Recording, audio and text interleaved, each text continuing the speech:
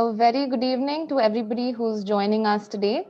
We're going to give it a couple of more minutes for everyone else to join in. In the meanwhile, we'll be glad to have you introduce yourselves using the chat option at the bottom of your screen. You can change the chat setting to all panelists and attendees to ensure that the other audience can also see your messages. But let us know your name and where you're joining us from.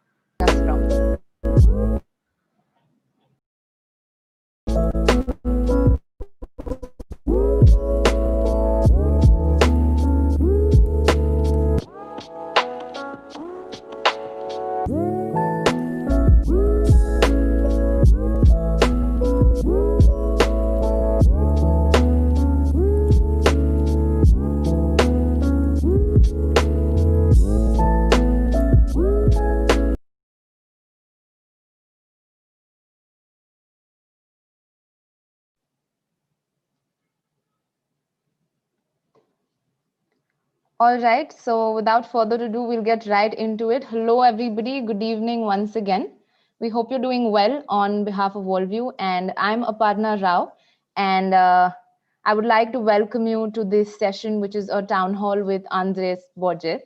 I'm sure all of you, most of you at least, are aware and know about him, but to give you a quick context and an introduction to what Worldview is before we get into the session.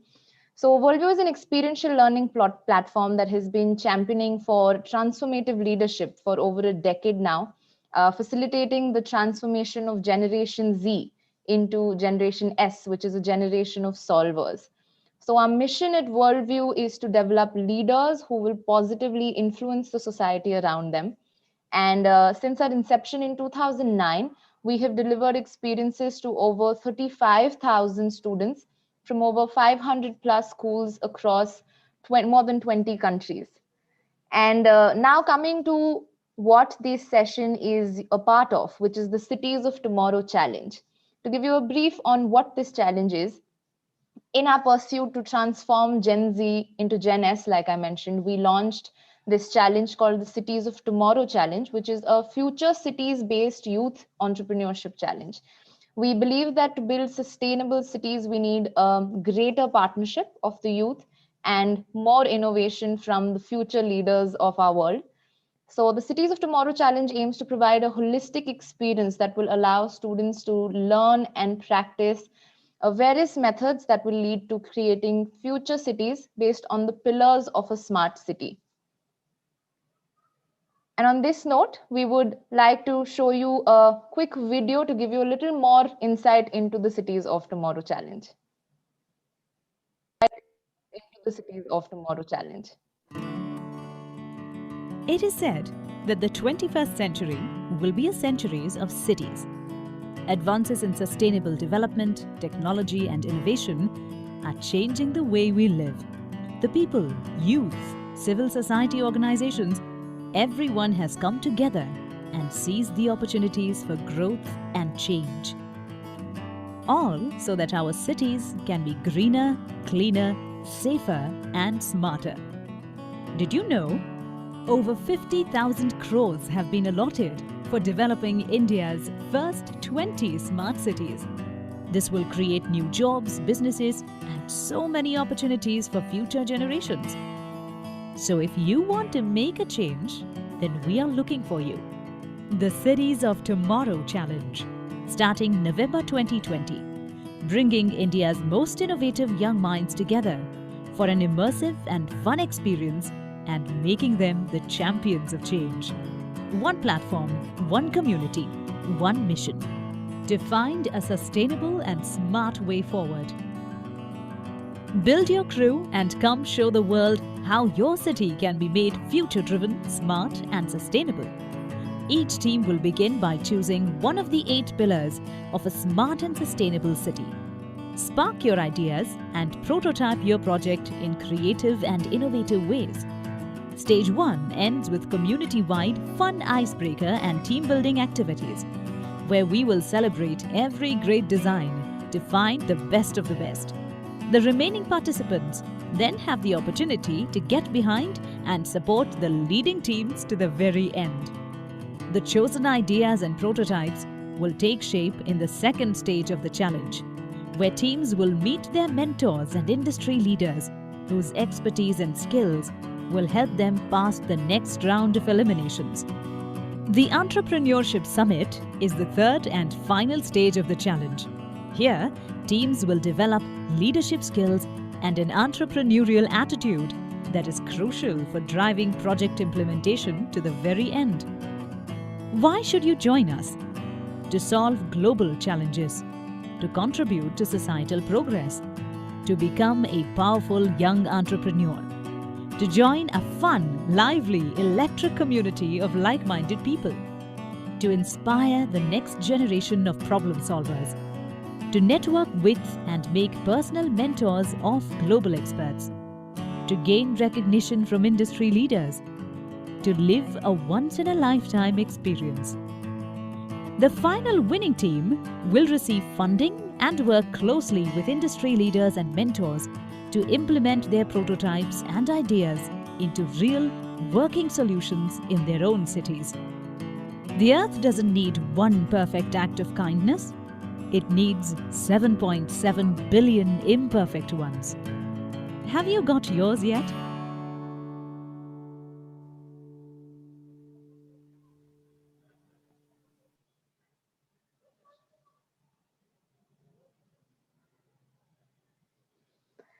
We believe cities present tremendous opportunities for children to learn, and the Cities of Tomorrow Challenge use ample resources, diverse interactions, self learning modules, teamwork, and convergences to help build a solution oriented approach to future cities. We are delivering the Cities of Tomorrow, or the COT Challenge, with the support and in partnership with some of the world's leading names in the field of sustainability, such as the UN Habitat, which is the United Nations Habitat, the UNIS Environment Hub, Project Management Institute, WWF, IDR, Scrap, Biome, and many more influential and prestigious brands and organizations. Now, coming to what this session is a part of, it is a part of what we call the Live Wire, which is a segment under the Cities of Tomorrow. And the Live Wire aims to bring together solvers and change makers alike and give them a platform to interact with experts and influencers through a whole range of interactions, workshops, crisis and quiz rooms, virtual tours, and many more exciting activities. And for today's session, finally, without any further ado, we have with us Andre Borges. To give you a quick introduction on Andre Borges, he is a journalist and a content creator from Bombay who focuses on current affairs, minority rights, and general awareness about what's happening in India. Formerly with BuzzFeed and their politics and culture wing dialogue, he now makes content for Pocket Aces, building up their non-fiction department nutshell.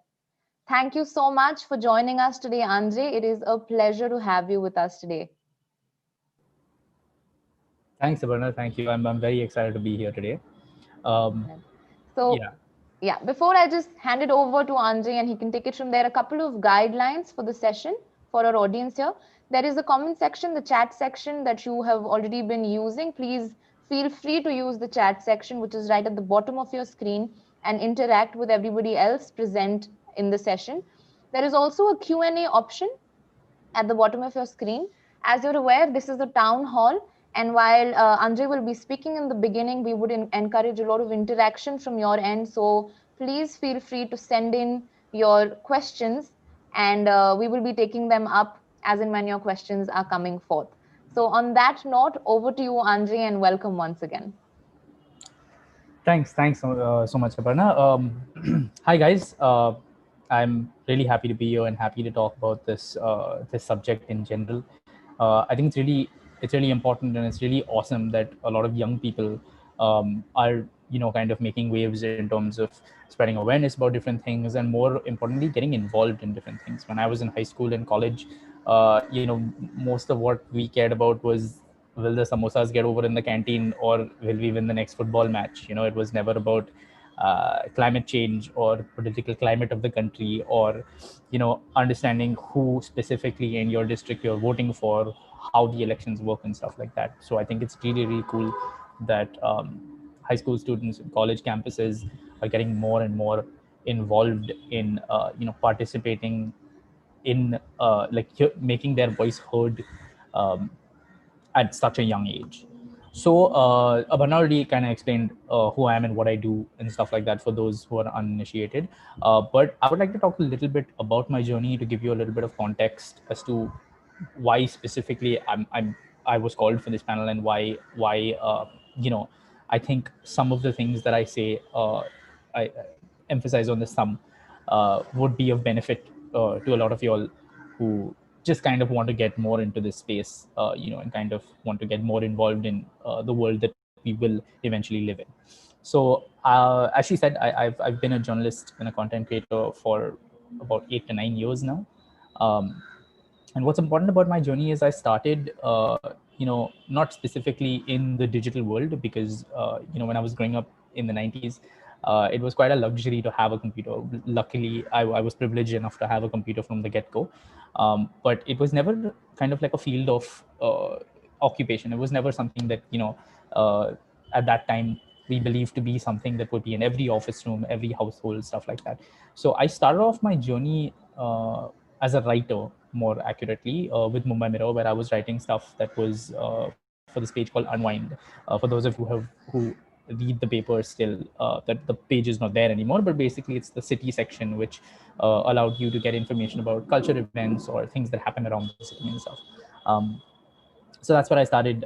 It was a small internship for a few months and stuff like that, and I started my actual journalism career at DNA, where I joined originally as the pop culture editor, where I would write about almost anything that I found interesting, whether it be comic books or television shows, Alfred Hitchcock movies, you know uh, offbeat Bollywood films that people should kind of check out because they were way ahead of the times. I also did a few. I was also a film critic for DNA for a while, and as 2014 rounded the corner, I started getting more and more involved in reporting and politics. So I would go to the on-the-ground reports, do on-the-ground reports. I started reporting more and more about the elections. Started getting a better understanding of political parties, how the functioning of the Lok Sabha elections work and stuff like that. And that's where I kind of cued myself into becoming a full-fledged journalist. Um, that being said, at DNA, I was working with what was called the web desk, which was basically the online edition of the publication. And that was my first taste of online media, where I was also handling their social accounts, which at that time was Facebook and Twitter. Instagram really wasn't big at that time. And, Snapchat and stuff was there, but it wasn't really the publications, it wasn't in their eye line. So that's kind of where I got a taste of handling social media and creating content, writing copies and stuff like that, which would translate from print to the web space. And as I'm most commonly associated with, in 2014 end is when I joined BuzzFeed India. I was one of the first members to join. I was one of the kind of ground level team. There were just three of us, 3 or 4 of us at the time when BuzzFeed India started. We had maybe 1,500 or 1,000 likes on Facebook. It's obviously now a very well-known name in India, uh, clocking I think around more than 3 million followers on Facebook, millions of followers on across YouTube and Twitter and Instagram and stuff like that. Again, I joined BuzzFeed as a writer. I started writing what we used to call social news, which is where I started combining what I would perceive to be news that mainstream publications kind of wouldn't really pick up, or at least they would pick it up and it would be buried in in thousands and thousands of articles that were going out every day. And of course, all these pieces of news were related to the internet. So something that happened on Twitter, where there was a Twitter trend that people should know about and understand why it's a Twitter trend, why specific memes started evolving, how people were using social media like Twitter and Facebook to help with you know floods or natural tragedies and stuff like that. And transitioning from social news and writing for social media, I was a social news reporter, as BuzzFeed had termed it, for a couple of years. And then when videos started kind of becoming the next big thing, I transitioned and kind of learned on my own, with obviously help from some of the video producers, on how to create and edit videos. That was one of the best learning experiences of my life, because that's where I learned how to script, direct, produce, edit, do some light animation, and just understand the ins and outs of narrative storytelling through a video format. So I started creating social news videos for BuzzFeed, and then I from there created a standalone property at BuzzFeed itself called Dialogue, which allowed me to flex my journalism skills a little more, where we started doing video reportage. We started also kind of aggregating some of the news just in an easy digestible format, where it would be like a 3-minute kind of primer on what is happening with a specific thing. We started doing cultural and social topics like why is fairness so popular in India, why is thinness so popular in India, why is rote learning a model of education in India, stuff like that. um, a lot of it based from personal knowledge of myself or my team. And towards my end tenure at BuzzFeed, I was a news production manager where I handled a team. And this is the important part. The team was basically called the Quick Response Team, where the whole job of my team was to analyze what's happening on the internet or in the country and figure out a way to be a part of that conversation. So it could be whether through an article, whether through sharing stuff on Instagram stories, whether it's through memes, whether it's through short form video content of a minute, kind of just like a meme-ish kind of video, or whether it's long form explainers where you're breaking down an entire topic for the general public to understand very easily. Um, I'm telling you all this because I feel like it's very interesting to understand a person's journey from from coming from, say, writing for a newspaper where a few hundred or a few thousand people would see it, to writing for a publication where a few 100,000 people would see it, and then putting out a video where it just kind of blows up and 10 million, 15 million people see it. So uh, this is where I kind of understood what the real power of social media is, because at BuzzFeed we had a saying, which was, show, don't tell, and act as if you're talking to a friend. Our whole model of BuzzFeed was based on not looking at the views or looking at the performance of the video based on metrics like views and watch time, but based specifically on shares. How many people would take the trouble to comment or to share on a video? And I think that's the model that most publications and online portals follow now. Um, I think it was a good thing that BuzzFeed kind of figured it out very, very early on. And when I say BuzzFeed, I mean the US BuzzFeed, which translated into the international wings of the organization. But I think that's the whole basis of how Twitter and Facebook and Instagram and Snapchat and all of these places kind of function, right? You see something, and then you take the trouble to DM it to a friend, or you take the trouble to retweet it, or you take the trouble to share it on your page and stuff like that, and then it translates into more and more and more and more people seeing it. It's an algorithm that these internet companies have figured out. That's an algorithm that all the platforms like Facebook and all have figured out, and the push is for every more people to see it, more people to spend more time on the website. Now, while that's all well and good for all these publications and all these platforms, it's also very, very good for the individual, because that gives you such a wide reach that decades ago was never ever there. Issues like climate change, or issues like Dalit Lives Matter or Black Lives Matter or something like that would not translate into such wide movements today without social media. So that being said, I want to talk about a couple of players in the field of India that I think have really revolutionized the way we kind of use social media for social change and awareness, and kind of a way to uh, move closer and closer towards what we would assume is the ideal model for the human race. I think the biggest players in the game in the early years was AIP, where they started kind of figuring out how to push social messages through content that is widely revered on the internet, which is comedy and just basically sketches and jokes and stuff like that. Sketches like Every Party Song and Bollywood Diva Song, and apps as if they were people and stuff like that, really brought on strong social messages that I feel like a lot of companies, BuzzFeed included, have kind of adapted to figure out how best to engage the audience with these kinds of social messages of sorts. When you look at stuff like John Oliver, you look at Trevor Noah or Seth Meyers and stuff like that, these are the places in the United States that are giving out more specific information, more verified information, and more news than most news organizations. And they're doing it solely on the platforms of social media. While John Oliver and stuff do have segments on HBO and they broadcast on HBO and stuff like that, most of his stuff is freely available on YouTube.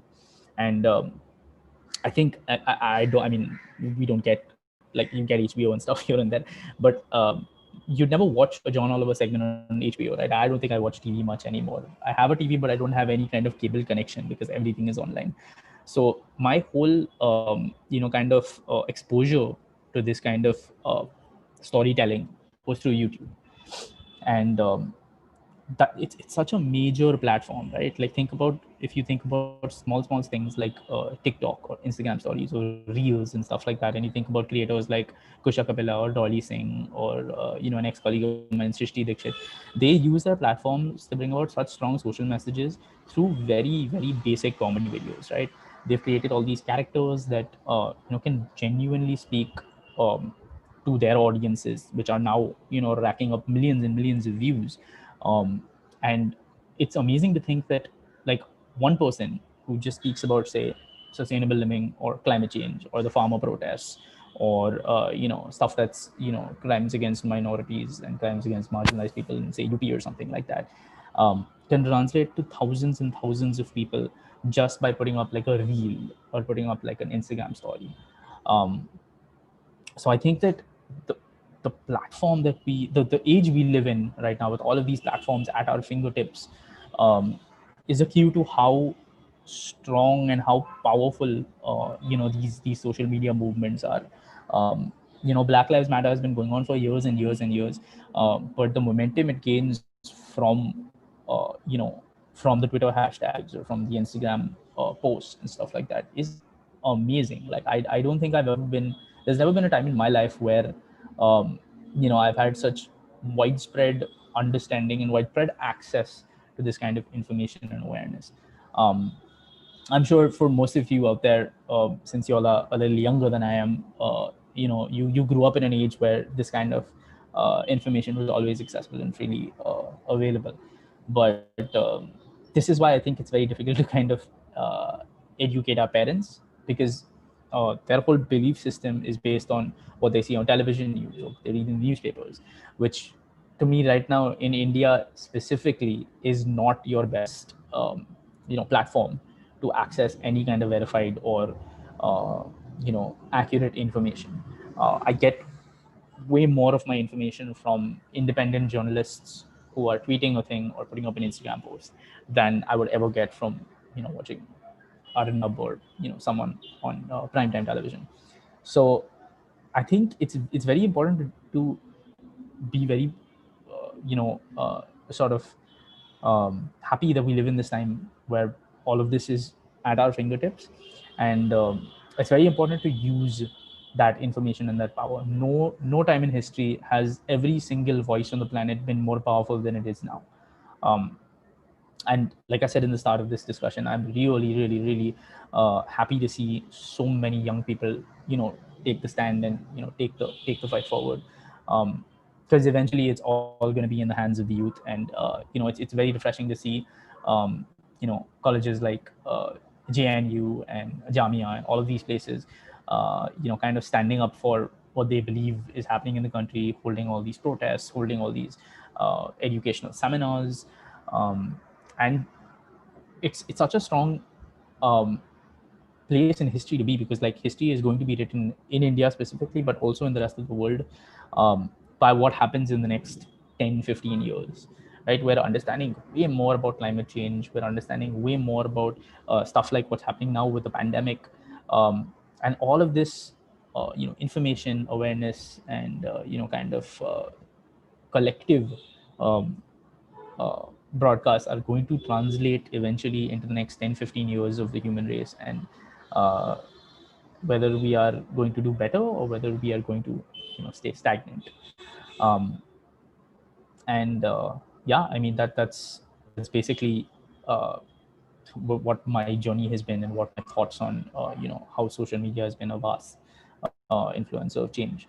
One last thing I want to touch about is basically how pop culture and how um, you know films, movies, and stuff like books have created such a safe space online for people to express very small and very personal problems to themselves.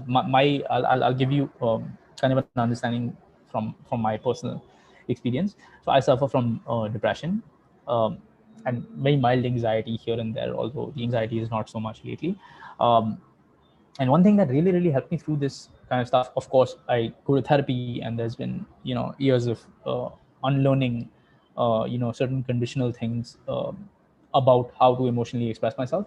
But one thing that really helps me is memes. I follow a ton of depression pages on Instagram and Twitter and stuff like that, and it really gives me an outlet when I see a meme that very strongly understands what I'm feeling or what I'm thinking about, and more likely than not is from some TV show or from some film that I've kind of seen. So using pop culture and using you know uh, things that we've seen on television and stuff like that as a form of expression um, is wild.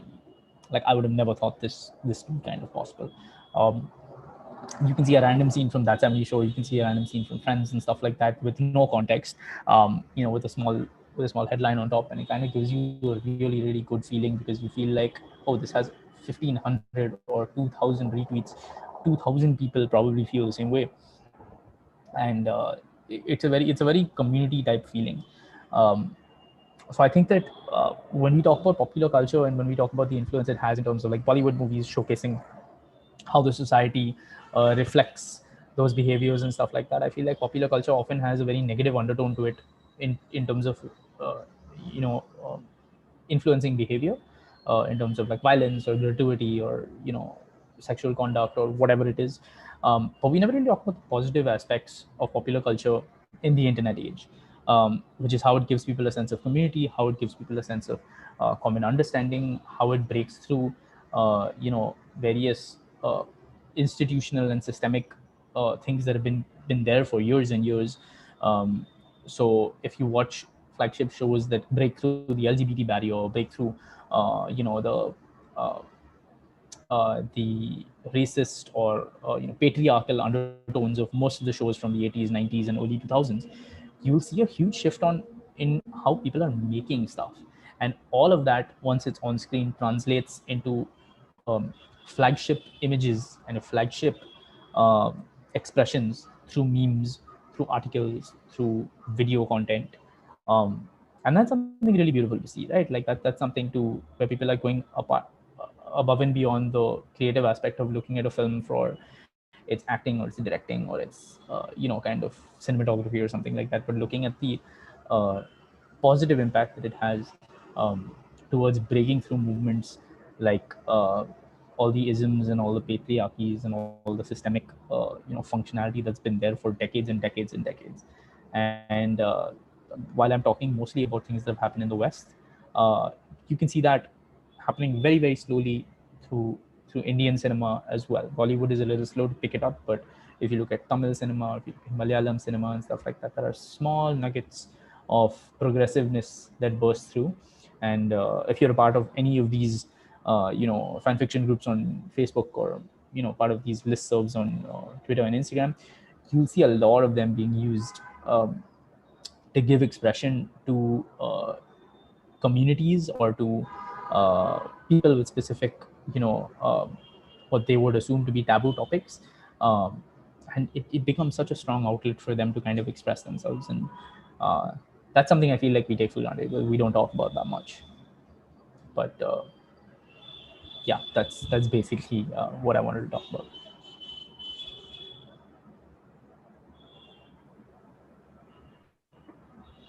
Thank you so much, Anjay, for sharing insights from your personal experience as well. I think it's always, like you were mentioning, it's always helpful to be able to hear personal experiences and relate to it. And I think social media serves that very purpose in a lot of sense. So, getting on to engaging with our audience, we have quite a few questions. And like I'd mentioned to the audience, I will, the questions that have not come in anonymously, I will call out your names and you could just raise your hand and I'll be happy to give you audio access so you can pose your question to Andre yourself. So to start off with, We have Atharva Patil.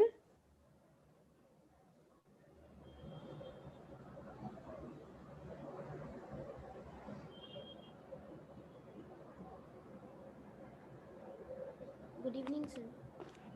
Hi. Hi, sir. Sir, I had a question that how do you keep employees satisfied in their position? So I'm sorry, I didn't catch that. Um, Sir, how do you keep employees satisfied in the positions? How do I keep the people who are working under me, like my Yeah, direct sir. reports? Okay, so I can tell you this from personal experience. So when I was at BuzzFeed, I was a very senior member. So even though I wasn't in the early years, I wasn't anyone's boss. A lot of the junior members who had joined, what we did was we assigned mentors to kind of make them feel comfortable, kind of show them the ropes, and kind of push them towards doing better and better in their job. And towards the end of my tenure at BuzzFeed, I had a team. It was a four member team, and I had about 2 or 3 interns who were working with us. Um, I think very honestly, it's very different for different people. One thing that I think is very important for managers and people who have people working under them or direct reportees is to have one-on-one conversations with them in an environment that allows them to feel comfortable and allows them to talk about things that they usually wouldn't tell their manager, like if I was doing something wrong or if there was something within the team structure that they felt uncomfortable with. I used to call this psychological safety one-on-ones, where it wouldn't be so much about their work, but it would be more focused on their interaction with the other team members and their understanding of their job role and what they were bringing to the table and stuff like that. So we would never really talk about numbers or how well they were doing or how badly they were doing at the technical aspects of the job, like the creation of the content. But we would talk about things like, say, for instance, okay, in the last meeting, I noticed you were quiet. Why? Can you do you feel comfortable telling me why? Maybe we can work on that. Is there something that you want to learn more? For instance, if you feel like your videos are not doing well because your writing is not where it could be, I'll pair you up with someone who I feel is a strong writer, and then you all can learn from each other. um, so I think basic transparency and communication is really important, which I'll be the first to say that most corporates and most organizations in general don't really allow for that. It's very based on numbers, very based on output, very based on general statistics or analytic meetings. But I feel that that's very important. I feel like there's as a manager or as a team lead, you need to make time in your week or your month to have these very specific one-on-one chats so that people feel comfortable with things. Thank you, sir. No. Thank you, Atharva, for asking your question. Before I call out the next name, we have one anonymous question, which I think would be interesting for everyone to draw from, which is, Anjay, what are your tips for content creation for young creators to combat fake news? Oh, interesting. Um, I think that right now, um, I think more importantly, when you are creating something, specifically if it's related to news or if it's related to contested news, I feel like you need to have a multitude of sources or a multitude of places that you can verify what you're saying is true. Now, again, I hold some kind of privilege in this because I don't get my factual information specifically from news sites or from television news. I don't even look at, but from news websites and stuff like that, I do have a few that I obviously look through. Um, but I also come from a wide network of journalists. So I'm in a bunch of like journalist WhatsApp groups. I'm in a bunch of journalist Facebook groups. So within that sphere itself, we have on the ground reporters in almost every sector of the news. So it allows me to kind of just get a better sense of whether a story coming out from Gujarat or whether a story coming out from UP or something like that is very easy to gauge or whether it's accurate enough. That being said, when you're trying to combat things on the internet, it's very difficult because, for instance, even if something is extremely verified and you put it up on, let's say, Instagram or Twitter or something like that, you'll obviously have people who disagree with what I assume they think is your opinion, which is fine. Everyone disagrees with everyone. Um, everyone can have different political ideologies, different leanings, and even if they're part of the same ideology of yours, the way you phrase things might create some kind of contention. The problem being is that um, I'm not going to mince words, but there's an IT cell. There are people who are very loyal or pro government of sorts. So anything that seems to um, present itself in a way that's anti-government or anti-establishment gets bombarded with a ton of comments, some of which are very faceless users on all of these social platforms. uh, and I think that's their strong suit. You open a if an unassuming person opens a post, they read the post and they're like, okay, this is something that happened, and then they see 2,000 comments under it, and out of which 1,000 comments are literally just fake news, fake news, fake news, fake news.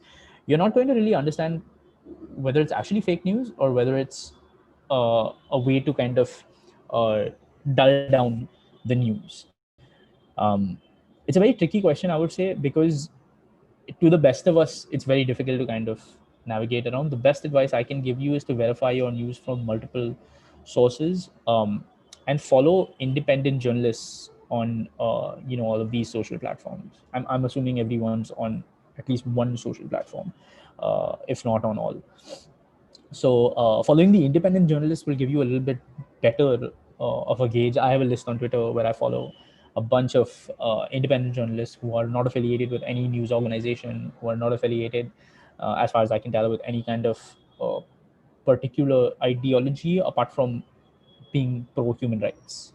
Um, and I think they give you the most kind of accurate taste, because a lot of times they themselves will fight with each other in terms of how the phrasing or how their outlook on that specific thing is. But it's never a your fake news, your cancelled situation. It's always like, oh, this I don't really agree with you, but okay, I respect your opinion. Um, that's honestly my best indicator. There are very obvious ways to filter out fake news in terms of like WhatsApp and stuff. Like if you get a forward of some kind of news, right on top of the forward, you'll be able to see whether it's been forwarded. Uh, and then WhatsApp has created a feature where it tells you has been forwarded multiple times or many times or something like that.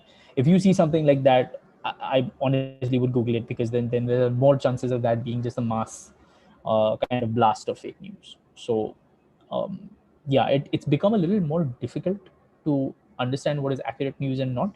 But I think it's become even more important to understand the fake from the real.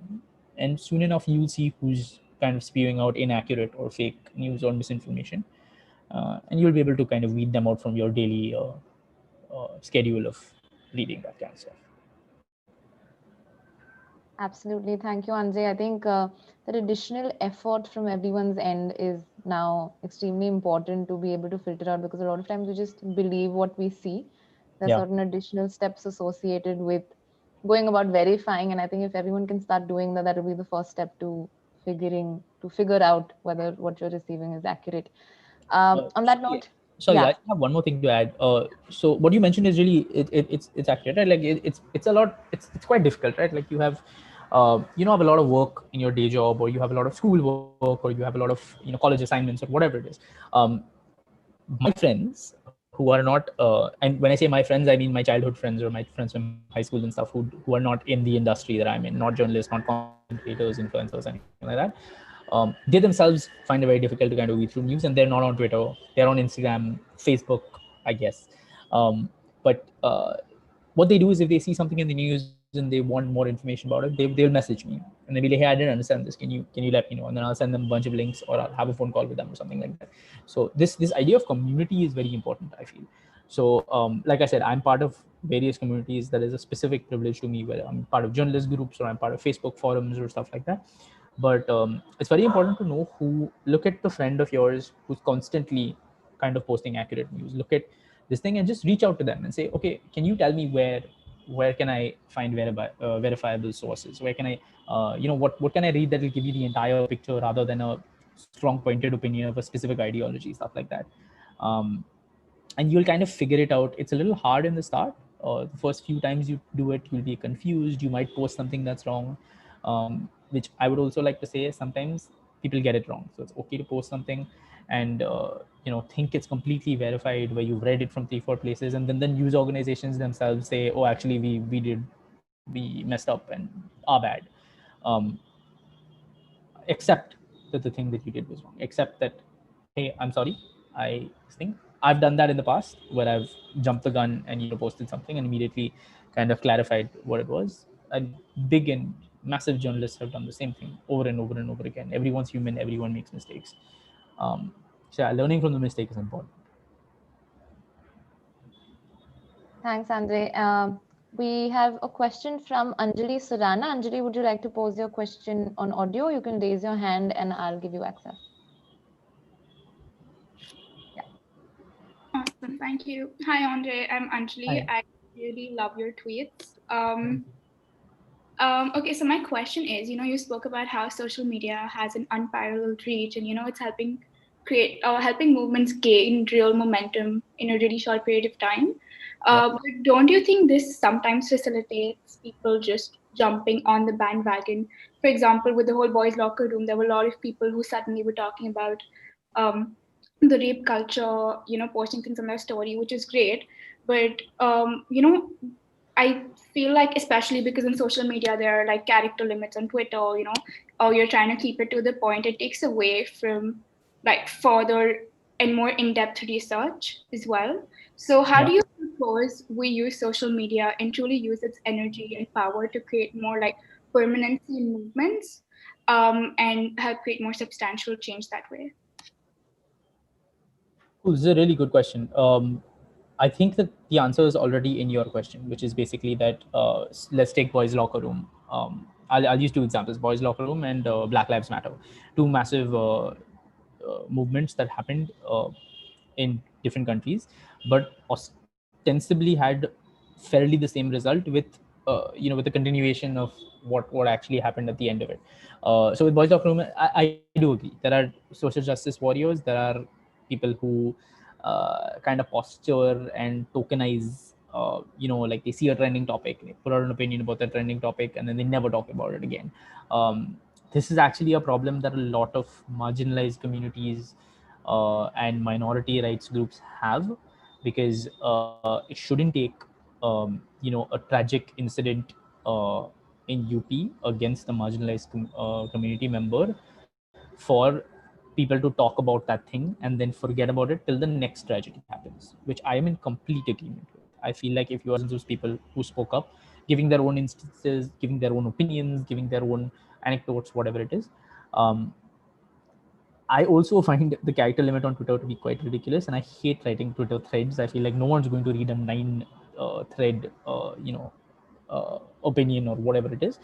Um, I do think that doesn't really. I think when there are thousands of tweets and there are thousands of Instagram posts and there are thousands of Facebook shares, it creates this idea to the media and to the publications and to the people at large that oh, this is something that people are interested in, and I'm telling you this from perspective of being from media houses that tackle trending topics, and so we do in-depth research into it.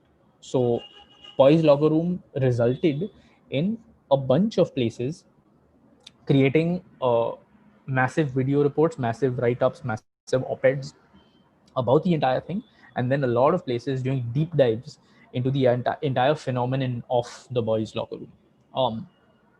I myself have seen countless YouTube videos by creators and by people from publications and stuff like that. And the content creators that I spoke about earlier, who there are a lot of content creators who will speak about social issues, but will kind of stay away from political, which is absolutely fine, because in today's India, livelihood is a problem if you're too political. But these instances give rise to content creators reaching out to their thousands and thousands, millions of followers who are most likely about your age. A lot of our insights tell us that a lot of our audience is younger than 25, 30. So it does lead to people reading more, it does lead to people researching more, it does lead to places creating more content about that specific thing, and I think that's really cool. Like I don't think John Oliver would have done a segment on Black Lives Matter had the Black Lives Matter protest not happened. I don't think that the Atlantic or all of these big publications which do all these uh, opinion-based, in-depth op-eds would have touched upon any of these things had they not happened in the public view and not happened very publicly on social media. So yeah, it is a double-edged sword that the individual cannot go deeper and deeper into that specific thing, but it reaches a wider audience through that individual's thought, being a part of the ecosystem, and then it translates into um, a bigger reach and a bigger viability for these publications and stuff to make it. It gives them the incentive, I would say, for lack of a better term, to make such deep dives. And that being said, uh, I faced the problem on Twitter, and now what I've started doing is I just start writing things on Instagram story, taking a screenshot and just sharing the screenshots, because I feel like what is it, 250, 240 characters is too little to kind of read in your thoughts. So I do that quite often. And now I feel like I have a larger base on Instagram, more people willing to read more and stuff like that. And Instagram stories gives you the option to swipe up and stuff. So there are avenues to work around it. That makes a lot of sense. Thank you so much. Thanks, Sanjay. So there's one question specifically more to do with sustainability, which is that how do you think, from your perspective, we can use social media to spread awareness regarding cities and sustainability with respect to cities? And honestly, I think in my specific bubble, sustainability is something that people gloss over a lot of times, right? Because uh, everyone thinks that it won't happen to them. Everyone thinks that we'll see what happens. Like, like there'll always be something to do and stuff like that. And for me, I think um, it's I don't think it's like unheard of that topics like climate change or sustainability or development projects, urbanization and stuff doesn't really uh, carry forward through social media. I mean, Greta is doing an amazing job. She's like not even like more than half my age, I feel, and she's you kind of she has a huge reach, and that was all through social media, right? Like she kind of gained a lot of her following and a lot of her press, and she's a kid who's been going to protests and holding rallies and stuff like that, and on the ground people were few and far in between, and now she's leading protests with hundreds and hundreds of thousands of people. um, so I think that like I said, social media is a stepping stone to all of this, but it's really on the individual to do that work, right? You don't know who's the next Greta. You don't know who's the next person who suddenly go viral on the internet and gain a mass following and then have the ability to influence like millions of people. um, so I think that even if you feel like your contribution to this specific thing is not as big as it could be, like your tweet or your Instagram or your protest organization within your campus or something is not big enough, I feel like it's adding to the larger collective of people talking about it. And that's a good thing. Like the more people talk about it, the more people see, even if it translates from person A to person B, it's still a translation of still a transition of information. So that's the only way that this kind of stuff is going to be on people's minds constantly, because that's how the human mind works, right? If you don't talk about something over and over and over again, no one's going to remember it. Thanks, Sanjay. We have Tehniyat Sheikh who'd like to ask a question. Okay. Good evening, sir. This is Tehniyat Nabi from Stepping Stones High School. Hi. So my question is that social media gives us exposure to express to unknown people. To me, it is important to speak to friends one-on-one to relieve or express my feelings, which is difficult nowadays. So what is your say on this? This is a very interesting question. This is something that I've, psychologically thought about a lot, which is I'm so tuned in, and me specifically as a person, I'm probably one of the, if you're counting the tiers of being tuned into social media, I'm probably at the highest, because my entire life is probably on social media to a point where I've had to wean back my life. So if any of you guys follow me on social media, when I was at BuzzFeed, I used to share almost my entire day. Like I would share chilling in the office, I would share my home life, I would share things I was watching, stuff like that. And I've kind of weaned back from that because I realized that I was living my entire life on social media. And I have felt a sort of social isolation or disconnect from speaking to friends, like where I would rather send them a meme and that's counted as a conversation for the day, or I would rather kind of just uh, send them a screenshot of something that I was doing online, and just like that would be a conversation starter. um, I think it takes effort. I think it takes effort from both the people involved in that friendship. So what I've started doing nowadays is, trying to be more aware of. I guess it was the lockdown, to be honest, like because then everyone started craving human interaction. So I hope it also goes forward when we are released from lockdown. But I've started creating time slots, which sounds a little weird when I say it out loud, but kind of time pockets where it's like 15 minutes, 20 minutes to talk to some of my friends. I have a constant reminder on my phone to call my dad. So I think it takes effort from both parties, because we live in a world where everything could basically be virtual. Like there are watch parties now where you can like literally watch like TV shows and films with your friends, where you don't actually have to talk to them. You can talk in a chat box. There are Zoom calls for meetings. There's if you're a gamer, there are online gaming, so you don't actually have to physically see that person's face and like open your mouth.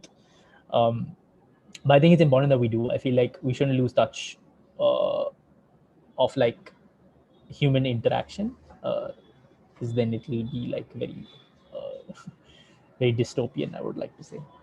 So it's a good question. My advice to you is honestly just kind of niche out some time in your day to have conversation. I remember coming home from school, and at that time we had landlines, which is quite a foreign concept to most people nowadays. But it was very imperative that also I had like a dial-up connection, right, of internet. I didn't have like a router or modem. So I had those weird dial-up internet. So if you're using the phone line, you couldn't use the internet. So I would always make sure that my dad was very aware that okay, from 7 p.m. to 7:30 p.m. I'm going to talk to a friend from school, and like they were going to do a chat about like the day and like what happened in tuitions and what happened at the football field and stuff like that. Um, and honestly, that's something I miss. Like I miss sitting and talking on the phone and stuff like that. I never pick up phone calls anymore. I feel like it's really frustrating and I get very anxious and I have to talk to someone on the phone. So most of my communication nowadays is through text. But over the last few months, again, probably because of the lockdown, I've been niching in some time in my day to call up or speak to the people that are very important to me. So talk to my best friend, talk to my dad, or talk to some of my colleagues. Um, but yeah, that's the advice I would recommend. Thank you, sir, so much. No problem. All right, next we have a question from Nandini. Nandini, could you raise your hand, please?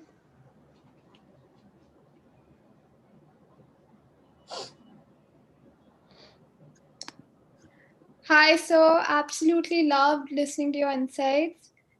This is Nandini Dhawan. Hi, Nandini. My question to you is that you so you said that pop culture has helped spread awareness about a lot of prevalent social causes such as climate change, diversity and inclusion, global inequality. But do you think that there's any cause at the moment that needs a little more public notice, maybe? I think there are a lot of causes that need more public notice. I feel like everything we just mentioned right now still needs more public awareness. I think that as much good that social media and people across the world are kind of rising up and kind of being more vocal about their views and stuff like that, I feel like almost everything that we're talking about hasn't really reached its um, kind of ceiling.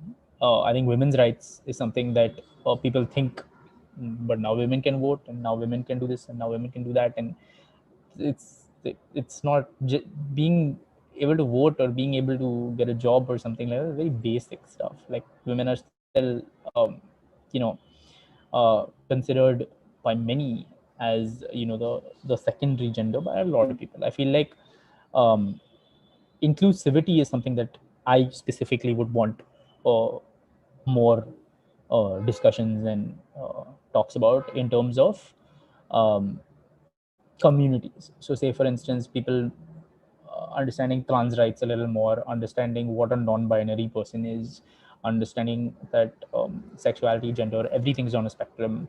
um, I think it's very unfortunate that people from the community have to constantly explain who they are, what they feel, and why their preferred pronouns are such and stuff like that. I feel like that kind of information should be very, you're a Google search away from it. So there's no reason you shouldn't be informed about that. Um, so yeah, I think the specific rights of a lot of communities, I think the specific understandings for a lot of communities needs uh, more exposure, I would say.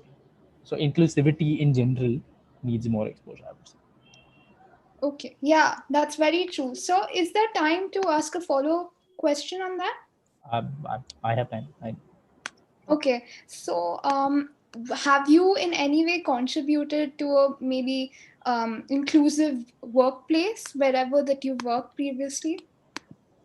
This is a very good question. I have brought it up a bunch of times at almost all the workplaces I've kind of been a part of. Uh, I don't want to say that yes, I did, because that's subject to opinion. But I would like to say that I tried.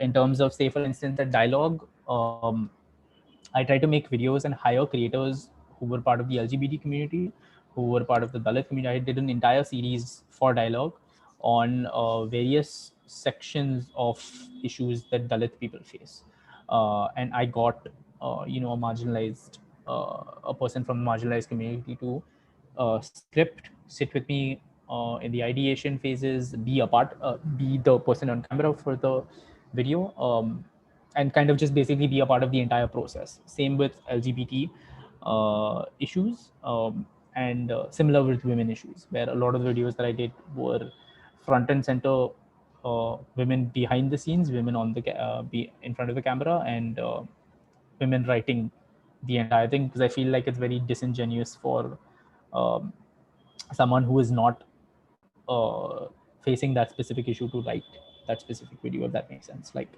a man writing a video on periods doesn't make sense to me. A man creating a piece of content on sexual harassment in the workplace and stuff like that, he can be a part of it to a small extent, but it should majorly be written by people who are actually facing that thing. Right. So yeah, I would like to say I've tried, and I've done uh, what I would perceive to be something in that sense. That's great. That's great. Thank you so much, sir. No problem. Thanks, Nandini, for your question. We have another very interesting question from Anjali. So, Anjali, if you could raise, yeah. Yeah, thank you. Yeah, so my question was that, we're talking a lot more about the formation of epistemic bubbles online, which is when, I mean, for example, the people that follow you are more likely to be more progressive, liberal, moderate leaning people, right? So Yeah. your voice may not be reaching those with opposing views as you. Yeah. And that often can lead to like a case where like change of opinion is not really being brought about. Like, Yeah. I'm sure your followers are learning a lot more. I know I am from your content. But very often, like for example, I claim to be a feminist and I follow like 100 plus like feminist pages on Instagram. That often makes me overconfident in the validity of my opinions, right? Yeah. So how can people like escape these bubbles online, just to make sure that all like perspectives and views are heard and respected? Got it. So first of all, you're absolutely right. I think that every every person who thinks they're doing something specific online is only speaking within their echo chamber. Um, that's the, that's the problem with social media. You generally, maybe not at a very very high level where you're like the president or like a elected official, or like your Chris Hemsworth or someone like that, like at a lower level of individualism, you're always speaking into your own bubble. So it's very difficult to kind of communicate. Yes, followers grow and this thing, it'll be the same kind of people, or it'll be plus minus the same kind of people, right? The base level will always be the same. I don't think that systemic change specifically happens online. I think it happens offline, starting in your house, and then translating into your workplace and your friend circle and your extended circles and stuff like that. Where um, I think the beauty of the online community is that, say, for instance, let's use you as an example. You follow me and you see something on my page that you think is uh, worth talking about, let's say. So you share it on your story or whatever, but you'll probably go and tell a friend about it, or you'll go and tell your parents about it or something like that. So I think the job of the people online spreading information or trying to spread that kind of information is to spread it to their echo chamber as much as possible, in the hopes that people from their echo chamber start spreading it offline to their friends, family, and whatever. Um, my So one of my friends, uh, she comes from a place in UP and stuff like that, and she's extremely progressive, very feminist and stuff like that. But obviously, her family is um, a little more traditional, a little more orthodox and stuff like that. And because she is constantly talking about stuff that's happening in the country, and she's constantly talking about anti-establishment things, they are starting to read a little more, um, and starting to see that it's not as rosy a picture as they thought it was. So I think that the job of spreading information online and spreading it to your echo chamber or your echo chamber is the hope that the people in that echo chamber are spreading it offline as well, if that makes sense. Yeah, that makes a lot of sense. Thank you. Also, just another thing, only because I'm super like passionate about this. So I know you said, I mean, I can't quote you, but you said, a boy making a video about periods wouldn't make sense. I mean, and like it's ironic because you were talking about inclusivity, and I know what you meant. But I think non-menstruator would be a better word to use because not Yeah. all those who menstruate are women. So Fair that's enough, fair enough. something I wanted to point out. No, that's absolutely fair. That's absolutely fair. I feel like that's it's ironic because that's part of the point I was trying to make. In terms of, there are so many new aspects of marginalized groups, of genders, of sexuality, and stuff like that, and it'll take us a long time to kind of institute that in our head.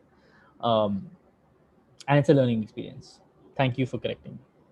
Absolutely. Thank you so much. Thank you, Anjali. Um, Thank you, everybody who has been, sending in questions and really actively participating. But in the interest of time, we'll just take one question, which is, I think, pertaining to the cities aspect of it, which is that cities play a very focal role in our lives. So, this is something that we're most of us are living in cities right now, and usually when we're close to something, human tendency is to try to tend towards taking it for granted. So, what do you think we can actively do to contribute towards creating better cities? So I'll tell you something that I feel is more is something that I wouldn't have done 5 years ago, but I feel like is making some sort of a difference in how I'm contributing. Is I kind of want to know more about my city.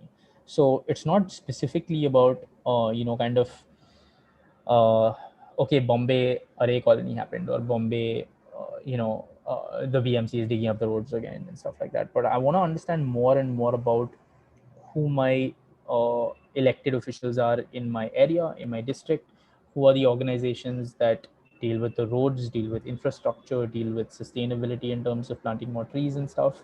I also want to figure out, what, how, like what sense of carpooling is happening in my neighborhood and stuff like that. And at first, when I started doing this, I thought it was a very daunting process, but it's actually very easy. There are multiple websites online that gives you this information, and if you're so inclined, you can also go to the offices of your specific local officials, or you can go to the specific, I'm saying Bombay, I'm saying BMC because I live in Bombay. um, but I've been to the BMC offices, and most of the time they're quite nice as opposed to what I thought they would be.